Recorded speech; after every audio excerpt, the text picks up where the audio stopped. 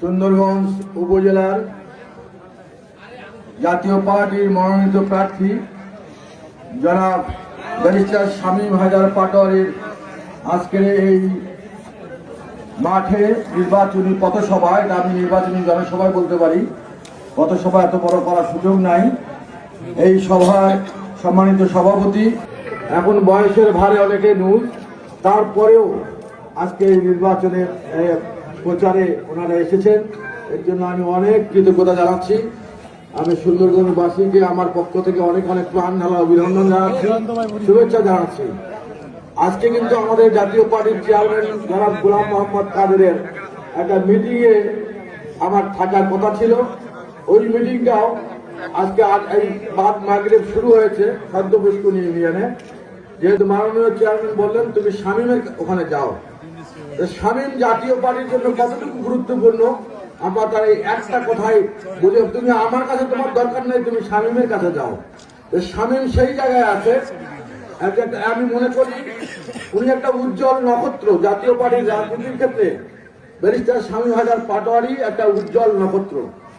আজকে যদি আমরা কম্পেয়ার করি যে বাংলাদেশের যে রাজনৈতিক দলগুলো আছে, বিএনপি আছে, জাতীয় পার্টি আছে, জামাতে ইসলাম আছে, ইসলামী শাসনতন্ত্র আছে, আন্দোলন আছে, আমাদের আওয়ামী লীগ ছিল, যতগুলো মহাসচিব আপনারা দেখেছেন, আমার মনে হয় আমার ব্যক্তিগত অভিজ্ঞতায়, বয়স তো কম হলো না, বয়স 66 বছর চলমান আছে, আমার মনে হয় জাতীয় পার্টির বর্তমান মহাসচিব ব্যারিস্টার শামীম হায়দার পাটোয়ারির মতো দক্ষ এবং যোগ্য মানুষ একটাও কারো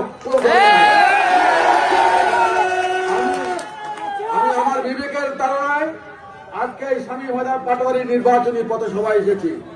শুধু আবেদন করতে এসেছি, আপনারা সবাই দলমত নির্বিশেষে এই সুন্দরগঞ্জকে আলোকিত করার জন্য সব মানুষকে দিয়ে, সব আলো দিয়ে সব স্থান আলোকিত হয় না, আলোকিত মানুষ প্রয়োজন। সেই আলোকিত মানুষটা সুপ্ত প্রতিভা লুকিয়ে আছে এই শামীম হায়দার পাটোয়ারির ভিতরে। আপনারা সবাই যদি দলমত নির্বিশেষে ঐক্যবদ্ধ হয়ে শামীম হায়দার পাটোয়ারিকে ভোট দিয়ে আপনারা নির্বাচিত করেন, আমি নিঃসন্দেহে বলতে পারি গাইবান্ধা জেলার যতগুলো উপজেলা আছে তার মধ্যে এই সুন্দরবন উপজেলা একটা আধুনিক এবং মডেল উপজেলায়। প্রিয় ভাইরা আমার, শামীম হায়দার পাটোয়ারি একদিনের আমি তখন উপজেলা মেয়র, সিটি মেয়র, আমি গিয়েছি স্থানীয় সরকার মন্ত্রণালয়, আমি সচিবের রুমে বসে, আমি সচিবের সঙ্গে আমার একটা ফাইল নিয়ে আমি কথা বলতেছি, আমি চা খাচ্ছিলাম, পিছন দিক থেকে শামীম হায়দার পাটোয়ারি ঢুকছে। আমি চেয়ারে বসে আছি, শামীম হায়দার পাটোয়ারি যখন ঢুকছে, আমাদের সেই এলজিডি সচিব, তার নাম ছিল হেলাল সাহেব, উনি উঠে দাঁড়িয়েছে শামীম হায়দার পাটোয়ারিকে রিসিভ করার জন্য। এই সেই শামীম হায়দার পাটোয়ারি। শামীম হায়দার পাটোয়ারি যে মিনিস্ট্রিতে যাক, ওই মিনিস্ট্রির সচিব বা মিনিস্টার যেই থাকুক না কেন, শামীম হায়দার পাটোয়ারিকে ওই সম্মান দেয়।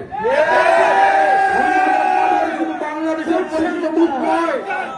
শামীম হায়দার পাটোয়ারি সারা বিশ্বে একটা উজ্জ্বল নক্ষত্র, যেখানে যাক না কেন ব্যারিস্টার শামীম হায়দার পাটোয়ারি সেই যোগ্যতা রাখে, যে কোনো সোসাইটিতে, যে কোনো পরিসরে শামীম হায়দার পাটোয়ারি তাকে নিজেকে তুলে ধরতে পারে। ওনাকে যদি বলে 2 ঘন্টা ইংরেজিতে অনর্গল বক্তৃতা করার সক্ষমতা শামীম হায়দার পাটোয়ারি আছে, সেই রকম নেতা আমরা জাতীয় পার্টিতে পেয়েছি, আমরা জাতীয় পার্টির সৌভাগ্য মনে করি। আমি মনে করি আমাদের ক্ষেত্রে আমাদের ছোটখাটো গুণ আছে, কিন্তু ওই ওনার গুণের কাছে আমাদের গুণটা হলো একটা কুপির মতো। উনি হলো 1000 পাওয়ারের লাইট, আর আমাদের গুণ হলো একটা জাস্ট মোমবাতির মতো আমাদের ইয়ে। সেজন্য আমি তার গুণগান বেশি করছি না। আমি বলতে চাই এই দেশটা আজকে 1.5 বছরে একটা নরকে পরিণত হয়েছে। এই দেশটা not a single sector in Bangladesh, কোন সেক্টর স্বাভাবিকভাবে চলছে না। আপনি মিনিস্ট্রিতে যাবেন, সচিবেরা কেউ কাজ করতেছে না, ভয়ে মব, যে আমি যদি কিছু বলি সেটা যদি কারো বিপক্ষে যায়, আমাকে সবাই মিনিস্ট্রিতে সব পুলিশ ব্যারিকেড ভেঙে আমাকে ধরবে, আমাকে লাঞ্ছিত করবে, আমাকে চাকরিচ্যুত করবে, এই ভয়ে সচিবেরা আজকে তটস্থ। আজকে পুলিশ বাহিনীতে যান, পুলিশ বাহিনীতে অসন্তোষ, পুলিশ কাজ করছে না। কারণ হলো এই পুলিশ হাজার হাজার পুলিশকে আন্দোলন এই মবের মাধ্যমে খুন করা হয়েছে, তাদের এই খুনের কোনো বিচার হবে না। ইন্ডিভিজুয়ালিটি অ্যাক্ট করে এই জুলাই সনদে ইন্ডিভিজুয়ালিটি অ্যাক্ট করে এই পুলিশে হত্যার বিচার তারা বন্ধ করে রেখেছে। সেই পুলিশ, এই পুলিশ কি মানুষ না? এই পুলিশের কি বউ বাচ্চা নাই? তার কি সংসার নাই? সেই সংসারগুলো কিভাবে চলছে আমরা হয়তো বা কারো খোঁজ রাখি না।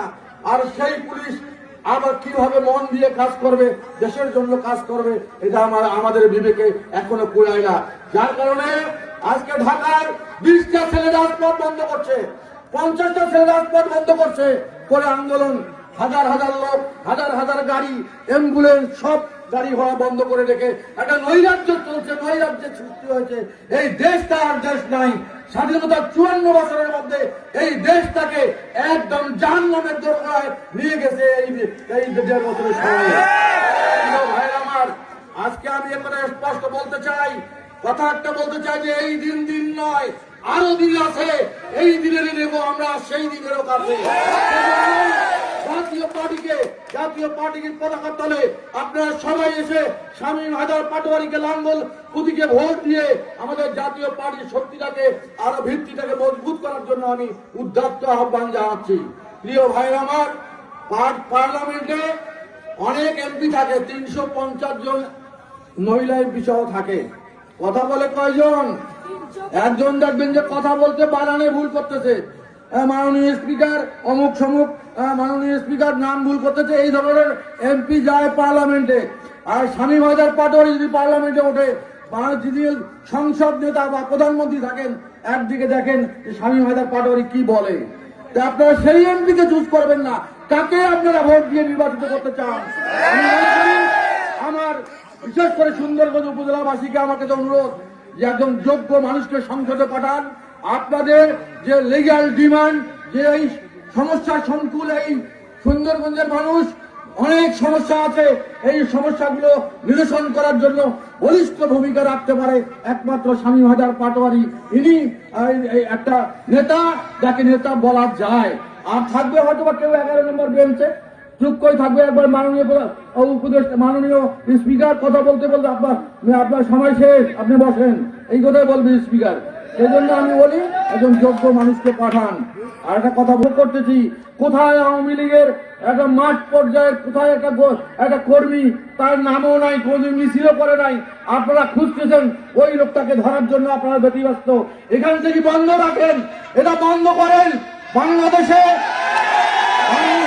বাংলাদেশে 4 কোটি 4.5 কোটি ভোটার আছে বাংলাদেশ আওয়ামী লীগের। কয়টা লোক পালাই গেছে, কয়টা লোক জেলে আছে?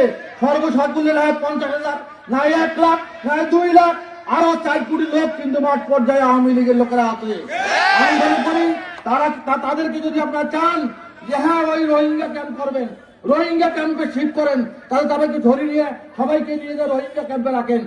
তারা তো বাংলাদেশের নাগরিক, তারা এই দেশের নাগরিক, তাদের ভোটাধিকার আছে, তাদেরকে আপনারা মাঠে নামতে দিবেন না। এই আইন পরিহার করুন। আপনাদের একটা কথা খেয়াল রাখবেন, আমাদের ট্যাক্সের টাকায় আপনাদের বেতন হয়, ওই আওয়ামী লীগের লোক তারা ট্যাক্সের টাকায় আপনার বেতন হয়।